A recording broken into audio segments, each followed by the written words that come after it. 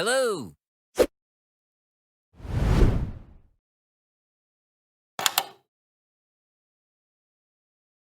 Salam sejahtera kepada semua. Dalam video yang lepas, iaitu bentuk vertex, kita telah belajar langkah-langkah untuk menukarkan fungsi kuadratik daripada bentuk arm kepada bentuk vertex melalui kaedah penyempurnaan kuasa 2. Jika anda belum melihat video itu, anda boleh tekan link di bawah description supaya anda tahu kaedah yang cepat, ringkas dan tepat untuk menulis fungsi kuadratik dalam bentuk vertex.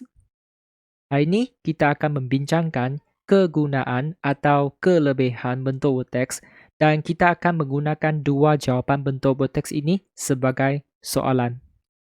Tanpa membuang masa, marilah kita lihat pada soalan 1. Diberi fungsi kuadratik fx sama dengan 2 kurungan x tambah 3 kuasa 2 tolak 7. Cari setiap yang berikut. Baik, sebelum kita menjawabnya, kita perlu faham apakah bentuk graf fungsi kuadratik ini. Jadi kita kena perhatikan nilai A. Di sini A sama dengan 2, bermaksud A lebih besar daripada 0. Maka bentuk graf ini ialah bentuk U. Jadi cikgu lakar di sebelah kanan, bentuk U. Jika graf dia berbentuk U, maka ia mempunyai satu titik minimum. Titik yang paling rendah di keseluruhan graf ini. Boleh? Dan kita perlu faham bahawa terdapat satu paksi simetri. Garis yang mencancang melalui titik minimum ini. Jadi paksi simetri di sini. Okey. Paksi simetri bermaksud satu garis yang membahagikan graf ini kepada dua bahagian yang sama besar. Dan mestilah melalui titik minimum ini. Boleh? Dan selepas kita faham semua ini, maka kita boleh menjawab soalan A. Nyatakan persamaan paksi simetri bagi fx. Jadi, sedangkan paksi simetri ialah garis yang mencancang, maka format untuk menulisnya ialah apa? Formatnya ialah x sama dengan apa? Betul? Untuk mencarinya, kita hanya perlu lihat bahagian ini dalam tanda gulung ini. Jadi, kita nampak x tambah 3 kan? Kita boleh tulis x tambah 3 sama dengan 0. Ini ialah cara untuk mencari persamaan paksi simetri. Dan kita boleh pindahkan tambah 3 ke sebelah kanan. Dan kita akan dapat x sama dengan negatif 3. Ini merupakan persamaan paksi simetri. Boleh? Maksudnya di sepanjang paksi simetri ini, semua titik ini mempunyai koordinat x sama dengan negatif 3. Boleh? Ini panggil paksi simetri. Mesti mula dengan x sama dengan apa? Baik, sekarang kita tengok soalan B. Koordinat x bagi titik minimum. Jadi, koordinat kan? Koordinat titik minimum, kita ada x dengan y kan? Kita sekarang nak cari koordinat x, iaitu ini. Jadi, untuk soalan B, koordinat x ialah apa? Koordinat x ialah sama dengan tadi, x sama dengan negatif 3.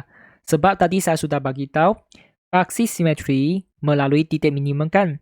Maksudnya, titik di sepanjang ini, titik di sepanjang paksi simetri, termasuk titik minimum itu, mempunyai koordinat x sama dengan negatif 3 juga. Jadi, kita boleh tulis jawapan terus. Kita tulis x sama dengan negatif 3. Ini merupakan koordinat x. Boleh? Koordinat x untuk titik minimum. Sekarang kita tengok soalan C. Koordinat y bagi titik minimum. Kita hanya perlu lihat bahagian ini iaitu negatif 7. Bahagian ini merupakan jawapan untuk koordinat y. Koordinat y untuk titik minimum. Jadi kita boleh tulis y sama dengan negatif 7. Boleh? Senang saja kan? Sekarang kita boleh tengok soalan D pula. Soalan D ialah koordinat titik minimum bagi fx. Jadi, sedangkan kita sudah ada koordinat x untuk titik minimum dan juga koordinat y titik minimum, maka kita boleh tulis koordinat titik minimum. Sebab koordinat titik minimum terdiri daripada koordinat X dan koordinat Y kan. Maka kita boleh tulis titik minimum ialah titik minimum sama dengan negatif 3, negatif 7. Boleh? Negatif 3 daripada soalan B, negatif 7 daripada soalan C. Itu sahaja. Dan akhir sekali kita nak cari apa? Kita nak cari nilai minimum. Nilai minimum bagi fx. Jadi apakah yang dimaksudkan nilai minimum? Nilai minimum bermaksud nilai y yang paling kecil untuk keseluruhan graf. Bermaksud koordinat y lah. Koordinat y untuk titik minimum. Okay, cuba tengok. Titik ini merupakan titik minimum kan? Yang mempunyai koordinat x dan koordinat y. Jadi setiap kali kamu nampak nilai minimum, sebenarnya ia merujuk kepada koordinat y untuk titik minimum. Sedangkan tadi kita dapat koordinat y ialah apa? Koordinat y ialah negatif 7 kan? Sebab titik ini paling rendah. Maksudnya nilai y ini adalah paling rendah kan? Rujuk pada nilai minimum itu. Jadi kita boleh tulis nilai minimum sama dengan negatif 7. Ingat, nilai minimum rujuk pada koordinat y untuk titik minimum. Itu sahaja. Lain kali jika anda ingin mencari nilai minimum kan, anda boleh lihat bahagian ini. Anda boleh lihat bahagian ini negatif 7. Ataupun kamu boleh rujuk pada koordinat y daripada soalan C. Okay, koordinat y untuk titik minimum.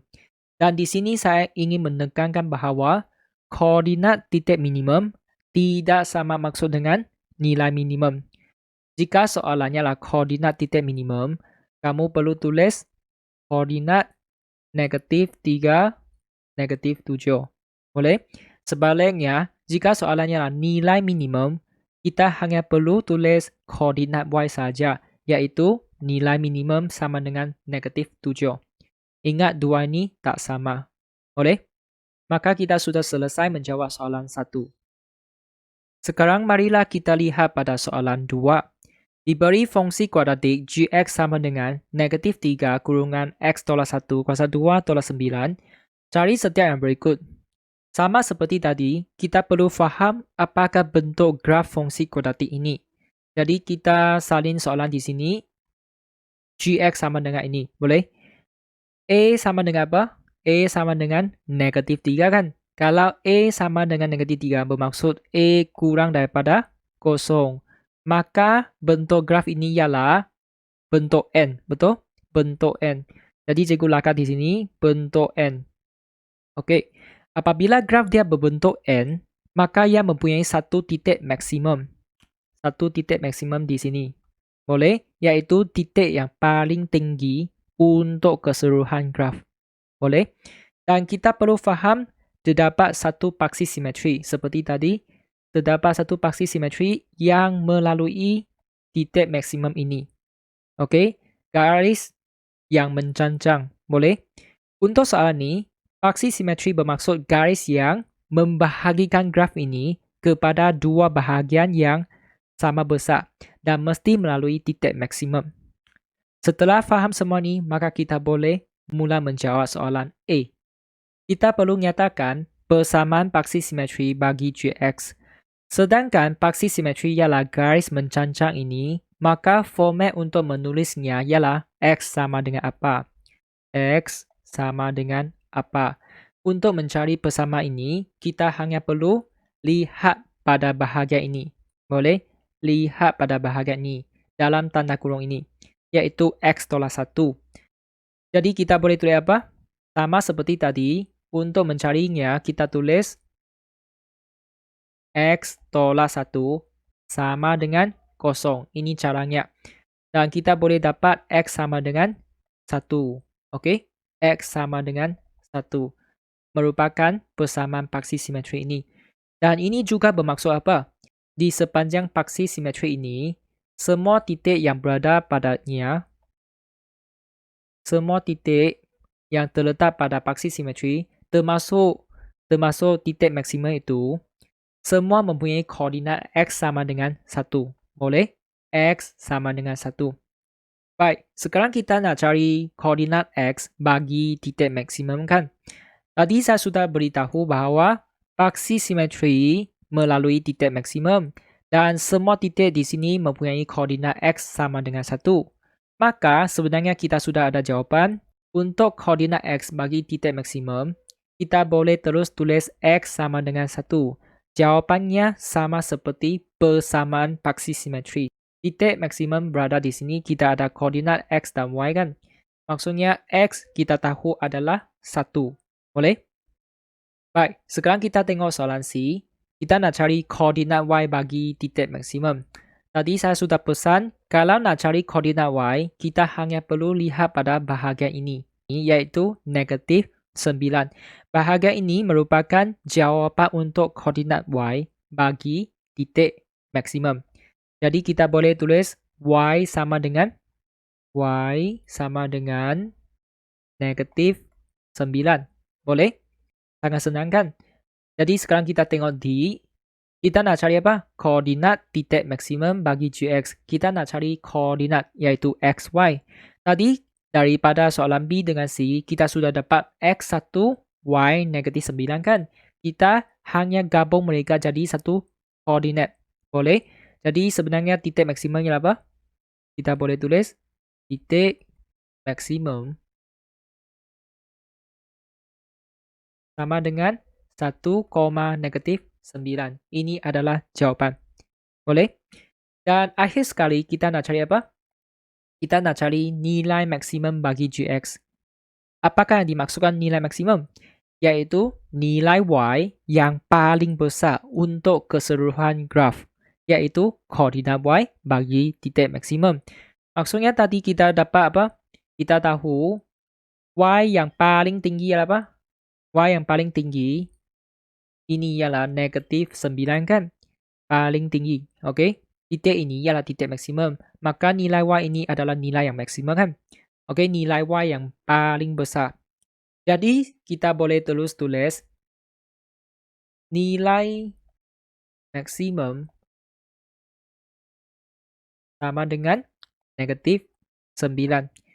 Oleh itu, jika Anda ingin mencari nilai maksimum, Anda boleh lihat pada bahagian ini, iaitu negatif 9, ataupun kamu boleh rujuk pada koordinat Y bagi titik maksimum daripada soalan C. Dan saya ingin menekankan bahawa koordinat titik maksimum tidak sama maksud dengan nilai maksimum. Jika soalannya adalah koordinat titik maksimum, kita perlu tulis koordinat 1, negatif 9. Sebaliknya, jika soalannya adalah nilai maksimum, kita hanya perlu tulis koordinat Y sahaja, iaitu negatif 9. Boleh? Tadi 1 negatif 9, sekarang hanya tulis negatif 9 sahaja. Maka kita sudah selesai menjawab soalan 2. Sebagai kesimpulan, kita perlu tahu kegunaan setiap bahagian ini. Jadi di sini cikgu buat satu ringkasan untuk kamu. Pertama sekali A.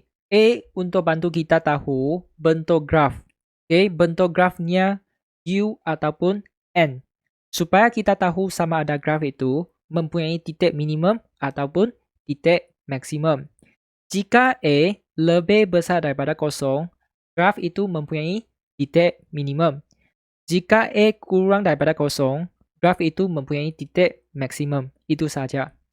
Untuk bahagian X tambah P, okay, untuk apa? Sebenarnya ia mempunyai dua fungsi. Pertama ialah kita boleh menulis X tambah P sama dengan 0 supaya kita boleh dapat persamaan paksi simetri. Ini ialah fungsi pertama. Dan fungsi kedua ialah apa?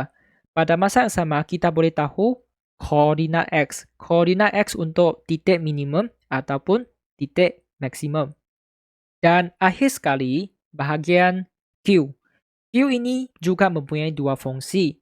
Pertama, nilai Q ini boleh memberikan kita maklumat tentang koordinat Y untuk titik minimum ataupun titik maksimum. Dan fungsi kedua ialah nilai Q ini membolehkan kita tahu nilai minimum ataupun nilai maksimum untuk graf itu. Okey, ini adalah ringkasan untuk video ini. Baik, jika anda rasa video ini dapat membantu rakan-rakan, sila share kepada mereka dan jangan lupa subscribe channel Teo Maths dan like video ini. Jika anda mempunyai sebarang soalan, anda boleh komen di bawah dan saya akan cuba membantu anda secepat mungkin. Anda juga boleh cadangkan topik yang kurang faham dan saya akan cuba membuat video yang berkaitan topik tersebut dalam masa yang terdekat. Sekian, terima kasih. Jumpa lagi.